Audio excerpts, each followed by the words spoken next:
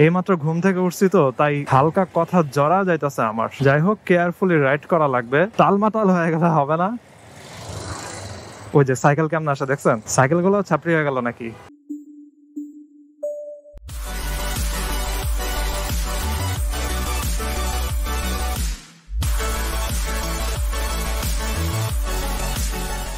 এই WhatsApp everyone, কেমন আছেন সবাই? জানি গরমে কারো অবস্থা ভালো না। এখন বিকাল টাইম, আমার নিজের অবস্থা ভালো না।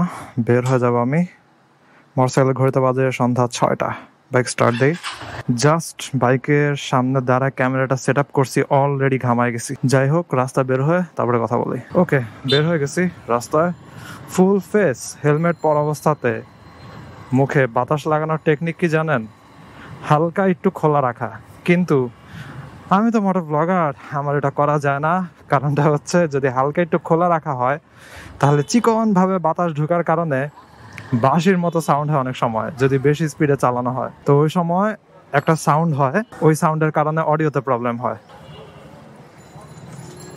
মোবাইল চালাতে চালাতে হাঁটতেছে, দেখেই নাই সামনে কিছু আছে নাকি। আর আরেকটা সমস্যা হয়, ওটা হচ্ছে শার্ট পরলে। তো শার্টের যে কলার, ওটা হচ্ছে অনেক স্পিডে মোটরসাইকেল চালাইলে বাড়ি খায়, ঠাস ঠাস করে বাড়ি খায়। যদিও ওই সাউন্ড অতটা বোঝা যায় না, তবে চিকন বাঁশির মতো সাউন্ড ওটা ভালোই বোঝা যায়। প্রচুর গরম, প্রচুর গরম, কি আর বলবো। গরম ছাড়া আর কিছু আমার মাথায় আসতেছে না এখন। আর আমার ফ্যামিলি হচ্ছে কাজিনের এক বিয়েতে চাঁদপুরে যাচ্ছে। তো আমারও অনেক জোরাজোরি করছিল যাওয়ার জন্য, কিন্তু আমার কাজ আছে অলসো। গরমের ভিতরে জার্নি করতে আমার একটু ইচ্ছা করতেছে না। তো এখন বিয়েতে যে আমি কি করব? আর আমার আরেক সমস্যা হচ্ছে, আমি সোশ্যালাইজ করতে পারি না। এখানে সমস্যাটা কি? ওয়াও, বাসা পাল্টানোর ট্রাক আটকায় গেছে তারের সাথে নাকি? কি করতেছে এই জায়গায় তারা? ও, ট্রাক বাঁধতেছে। এই মাঝখানে দাঁড়া, একটু সাইডে দাঁড়া করালে কি হতো, অথবা গ্যারেজের কাছাকাছি নিয়ে। এপ্রিলের 1 তারিখ তো, এই জন্য বাসা পাল্টানোর প্যারা শুরু হয়ে গেছে। আর ওই বাসা পাল্টানোর ট্রাক দেখে আরেক গাড়িওয়ালা গাড়ি ঘুরানো শুরু করে দিছে আর কি। ভাবছে বিশাল জ্যাম লাগছে। এই কালো গাড়িটা কি হুদাই দাঁড়ায় আছে? ও, সাইডে আবার একটা বাচ্চা ভিক্ষা নিতেছে। বুঝলাম না কি লেখা। জাস্ট লেখা আছে কাগজে, আমি খুব গরিব, সাহায্য করেন। বুঝলাম না। বাচ্চাটা অত ছোটও না, আবার অত বড়ও না। এখন ওর জন্য ভিক্ষা করা কতটা যৌক্তিক আপনারাই বলেন। আই ডোন্ট নো, ওর এই বয়সে আসলে কোনো কাজ টাজ পাবে নাকি, অথবা কোনো হেল্প কেউ হয়তো করতেছে না। যদিও কাগজটা আমি ঠিক মতো পড়তে পারি না। এমনও হইতে পারে অনেক সময় কোনো ফ্যামিলি মেম্বারের সাহায্যের জন্য অনেক সময় টাকা উঠায়। যাই হোক, সন্ধ্যা হয়ে যাবে, অলমোস্ট সন্ধ্যা হয়ে যাবে। সূর্যর দেখা এখন আর পাওয়া যাচ্ছে না।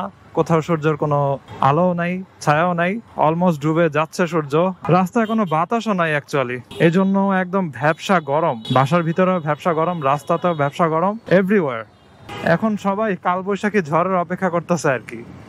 তো কালবৈশাখী ঝড় হইলে একটু ঠান্ডা লাগবে।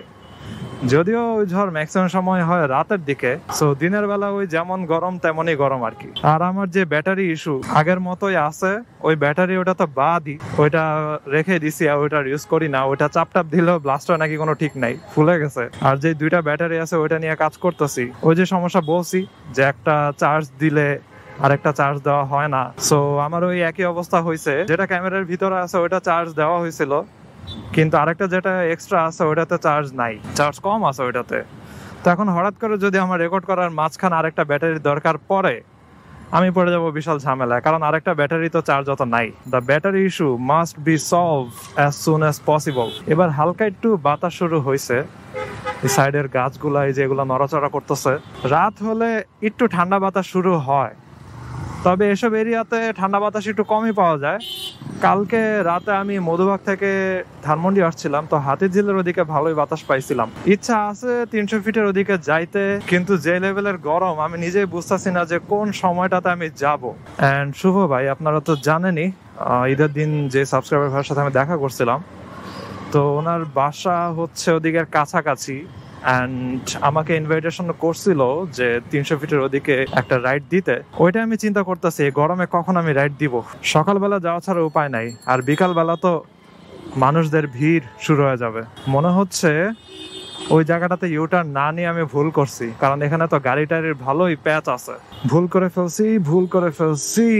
এখন তো এই জায়গাতে আমার সিএনজি আর রিক্সার জ্যাম ভেদ করে ঢোকা লাগবে। ওই চিপা ওই ম্যানহোলের গলিটা দিয়ে চলে যেতাম, that would be better. So চলে আসছি পিলখানার সামনে। এখানে ছিল আমার কলেজ। এই গেট দিয়ে আমি এভরি ডে ঢুকতাম। অ্যান্ড পিলখানার ভিতরের এরিয়া আসলে অনেক সুন্দর, যদিও কোনো মানুষ ঢুকতে দেয় না, কিন্তু যারা ঢুকে দেখতে পারছে, যাদের দেখার সৌভাগ্য হয়েছে, তারা বলতে পারবে, তারা জানে যে ভিতরে আসলেই অনেক সুন্দর। অ্যান্ড যেহেতু কোনো আউটসাইডার ঢুকতে দেয় না, গাড়ি টাড়ি ঢুকতে দেয় না, এজন্য অনেক ওয়েল মেইনটেইনড একটা জায়গা, অনেক জোস লাগে ওই জায়গাটাতে ঢুকলে। এখন মাঝে মধ্যে আফসোস হয় যে আর ওইখানে আমি আর ঢুকতে পারি না, কারণ এখন তো আমি আর স্টুডেন্ট নাই, তাই আমি আর ঢুকতেও পারি না। লাস্ট আমি ঢুকছিলাম হচ্ছে সার্টিফিকেট আনতে, এরপর আর ঢুকতে পারি নাই। আর পিলখানাতে আমার অনেক স্মৃতি আছে। অ্যান্ড বৃষ্টির মধ্যে ওই জায়গাটাতে হাঁটতে অনেক জোস লাগতো। নর্মালি আমার যে কলেজ ছিল মুন্সি আব্দুর রউফ, ওইটা দিয়ে তো হচ্ছে 3 নাম্বার গেটের সামনে দিয়ে স্ট্রেট হেঁটে 4 নাম্বার গেট দিয়ে বের হওয়া যায়। কিন্তু যেদিন মনে করেন ওয়েদার একটু ভালো থাকতো অথবা বৃষ্টি হইতো, আমি ওইখান থেকে কলেজ থেকে বের হয়ে 3 নাম্বার গেটে না গিয়ে উল্টা যাইতাম, দরবার হলের দিকে দিয়ে হেঁটে নূর মোহাম্মদের সামনে দিয়ে ঘুরে বিজিবি 5 নাম্বার গেটের সামনে দিয়েও ঘুরে তারপরে 4 নাম্বার গেটে আসতাম। অনেক ঘুরে টুরে তারপরে আসতাম, কারণ এখানে ঘুরতে অনেক মজা লাগতো। মনে হতো যেন কোনো একটা ট্যুর স্পটে, পর্যটন কেন্দ্রে আমি ঘুরতেছি। অলসো ভিতরে তো সরকারি কোয়ার্টার আছে কিছু, আর একটা জায়গা আছে যেখানে অনেক গরু পালতো। আমি জানি না এখনো গরু আছে নাকি। অনেক মজা লাগতো ওইসব জায়গাতে। Those were the golden days. ওইটা থেকে বের হয়ে যখন ভার্সিটিতে গেছি, যখন বুটেক্সে গেছি, তখন মনে হচ্ছে কই আসলাম আমি। এর থেকে তো আমার কলেজের ক্যাম্পাসে আরো সুন্দর ছিল। যদিও আমার ভার্সিটি অনেক ছোট, আর অন্যান্য ভার্সিটিতেও সুন্দর সুন্দর জায়গা আছে, কিন্তু এখানে তো আউটসাইডাররা ঢুকে, তাই না? কি ব্যাপার, সে এইভাবে চালাইতেছে কেন? ও আচ্ছা, সে ডানে ঘুরবে। আমি ওটা ভাবতেছি কি ব্যাপার, ডানে তো জায়গা খালি আছে, তাহলে সে এভাবে আছে কেন? এইমাত্র ঘুম থেকে উঠছি তো, তাই হালকা কথা জড়া যাইতেছে আমার। যাই হোক, কেয়ারফুলি রাইড করা লাগবে, টালমাটাল হয়ে গেলে হবে না। ওই যে সাইকেল কেমন আসে দেখছেন? সাইকেল গুলো ছাপড়ি হয়ে গেল নাকি? ওই চিপা জায়গাটারে কি ভাবছে ও? কি এটারে হচ্ছে কোন সাইকেল রেসিং জায়গা ভাবছে নাকি? সাইকেলের রেসিং তো একটাই আছে, ওইটা হচ্ছে রোড বাইক, ওগুলো দিয়ে রেসিং হয়, কিন্তু ওইখানেও এরকম ভাবে চালায় না। ও মনে হয় নিজের সাইকেল রে মোটোজিপি ভাবছে। সাইকেল দিয়ে বাউলি মারতে মারতে যাইতেছে। চলে আসতেছি আমি অলমোস্ট ধানমন্ডির থেকে হাজারিবাগে। তো পুরান ঢাকা যাব আজকে একটু, ওইখান দিয়ে আবার যাব আমি লালবাগের দিকে 5 নাম্বার গেটের সামনে দিয়ে। আচ্ছা, এখানে গাড়ি ঢুকবে। তো 5 নাম্বার গেটের সামনে দিয়ে সোজা গেলে হচ্ছে ওটারে বলে গণকতুলি মোড়। গণকতুলি মোড় দিয়ে হচ্ছে একদম সোজা গিয়ে বামে গেলে হচ্ছে বিজিবি সিনেমা হল।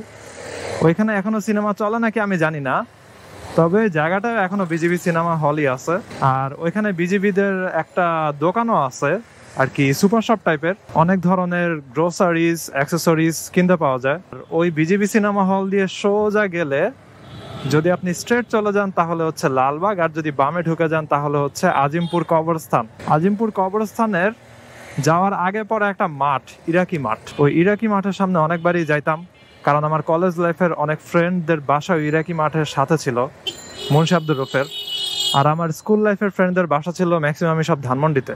যাই হোক, আজকে গরমে কোনো বাতাস নেই, কিচ্ছু নাই। আমি চলে আসছি অলমোস্ট হচ্ছে লেদার ইঞ্জিনিয়ারিং এর সামনে। ভিডিওটা এখানে শেষ করি। I hope you guys like this video, and if you're watching me for the first time, you can kindly subscribe. So, see you in the next one. সবাই ভালো থাকেন, টাটা।